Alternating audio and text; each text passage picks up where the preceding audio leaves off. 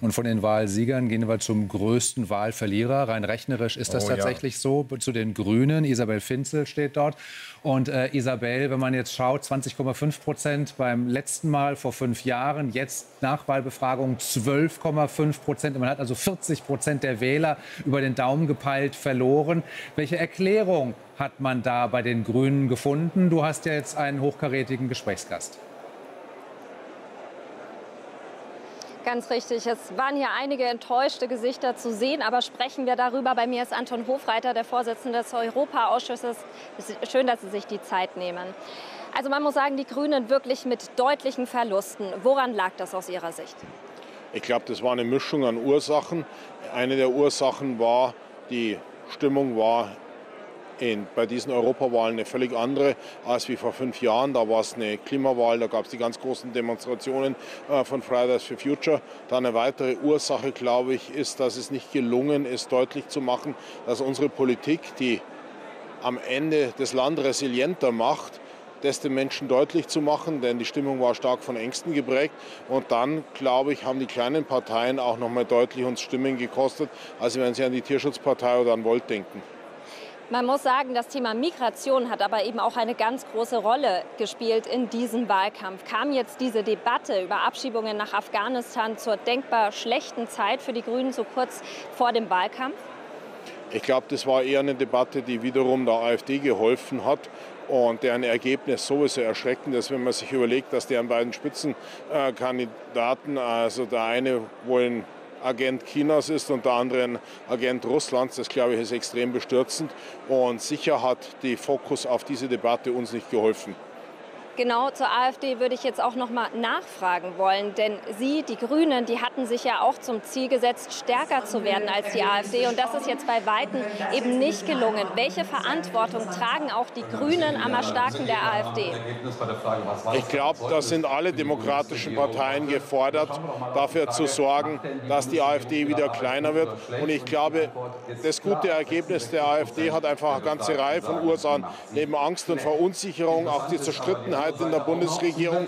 Und ich glaube, da müssen alle zusammenhalten, dass das wieder sich ändert. Es kann nicht sein, dass über 15% der Bürgerinnen und Bürger an eine rechtsradikale antidemokratische Partei verloren gegeben wird. Herr Hofreiter, 12,5%. Brauchen die Grünen da überhaupt noch einen Kanzlerkandidaten für die Bundestagswahl aufstellen? Das muss man sich in Ruhe anschauen. Unser Ziel muss sein, daran zu arbeiten, dass das nächste Wahlergebnis bei der Bundestagswahl besser ist wie 21. Aber das wird man zum gegebenen Zeitpunkt entscheiden. Im Moment sozusagen ist es eine Herausforderung. Aber wie gesagt, ich glaube, das muss man zum gegebenen Zeitpunkt entscheiden.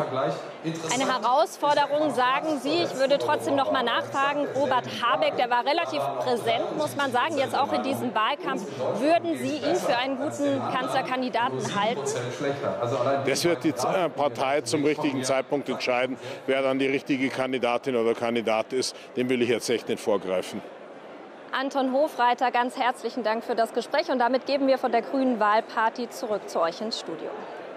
Auch wenn da nicht so viel zu feiern ist, Isabel Finzel, für den Augenblick erstmal vielen Dank für die Einordnung und das Gespräch. Dankeschön. Und von den Grünen schauen wir zur FDP, rein zahlenmäßig, Pi mal Daumen, ähnlich abgeschnitten wie vor 5 Jahren, aber mit einer Spitzenkandidatin reingegangen in diesen Europawahlkampf, die aufgrund des Krieges, des russischen Angriffskrieges gegen die Ukraine, doch sehr, sehr präsent und vielleicht in manchen Bevölkerungsteilen auch prominent geworden ist. Und sie hat sich gerade geäußert. Marie-Agnes Strack-Zimmermann. Vielen, vielen Dank. Ihr macht mich verlegen, das bin ich selten. Macht mich echt verlegen, das bin ich selten. Liebe Freundinnen und Freunde, in dieser Partei zu sein, ist echt eine Herausforderung. Und ich bin das seit 34 Jahren. Es war mein 10. Wahlkampf in einer Funktion. Und ich muss sagen, ich will nicht übertreiben oder untertreiben. Das war eine Herausforderung. Ich habe sie gerne angenommen. Und was Bijan gerade sagte, wir haben ein Ergebnis gehalten. Im Vergleich zu vor 5 Jahren, das ist wirklich eine große Freude. Wir sind bei 3% gestartet und hatten eigentlich konsequent 4%. Und dass es jetzt eine stabile 5% ist, das ist eine wirklich gute Nachricht. Ja, und ich auch sage denen, die uns gewählt haben, ein herzliches Dankeschön. Ich fand das früher immer so doof, wenn man so Wählerinnen und Wählern dankt, weil doch, ich danke von Herzen, denn es gab nur eine Stimme. Und wir wissen, wie das ist mit einer Stimme. Und das ist wirklich ganz, ganz toll. Unsere Nachricht wurde gehört. Das Thema, was Bijan sagte, das Thema Wirtschaftswende, das Thema Sicherheit, das Thema, dass wir die Frage der Migration lösen müssen. Aber das war auch vor allen Dingen, und deswegen habe ich jetzt einen viel größeren Zettel. Das war eine wirkliche Teamleistung. Und ohne dieses grandiose Team wäre das nicht möglich gewesen. Die letzten 155 Tage, wir haben am 6. Januar begonnen, da haben viele mitgemacht.